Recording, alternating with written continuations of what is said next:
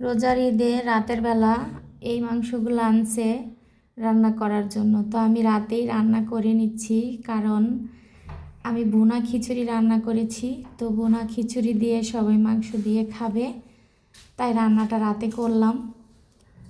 তো আমার কি দুর্ভাগ্য দেখেন, ফোনটা আমার নষ্ট হওয়ার কারণে আমি কিন্তু সেই রোজার ঈদের ভিডিও কুরবানির ঈদে ছাড়তাছি, কারণ ওই তো ফোনটা নষ্ট ছিল, এই কারণে আর এই ভিডিওগুলো এডিট করতে পারিনি, ছাড়তে পারিনি। তো এখন রান্নাটা বসিয়ে দিলাম। তো আমি গরুর মাংস আসলে এমনি রান্না করি, কষিয়ে একদম মাখিয়ে। আবার অনেকজনে রান্না করে, আমার ওই রকমভাবে রান্নাটা পছন্দ না।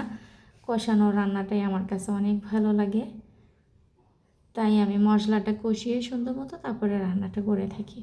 তোমরা কীভাবে রান্না করো অবশ্যই কমেন্টে জানাবে আমাকে। তো আমার মাংস একদম কষানো হয়ে গেছে, একদম মাখা মাখা। এখন আমি তো জিরা দিয়ে নামিয়ে নিলাম, পানিও দিয়েছি। এটা হচ্ছে কাঁচা জিরা। তো আমি কিন্তু কাঁচা জিরাটা দেখা যায় ব্লেন্ডার করে রেখে দিই, তো কষানির মাঝখানে দিই আর কি। তো এখন আবার এই যে মশলাটা বেটে দিব।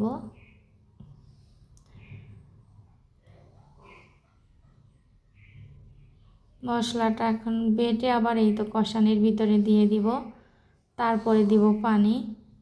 তাহলে মাংসটা অনেক সুন্দর মতো সিদ্ধ হবে। আমি কিন্তু দেখা যায় কষানির ভিতরে অনেকটা পানি উঠে, ওই পানিতে আর কি দেখা যায় মাংসটা সিদ্ধ হয়ে যায়।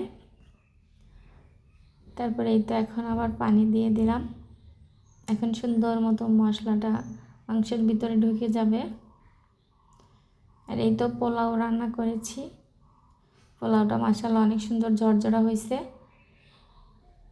আর এই তো মাংস খাওয়া দাওয়া করে সকালবেলায় যে এতটুকু আছে সেমাই রান্না করছি। ভিডিওটা কেমন হয়েছে অবশ্যই কমেন্টে জানাবেন। আল্লাহ হাফেজ।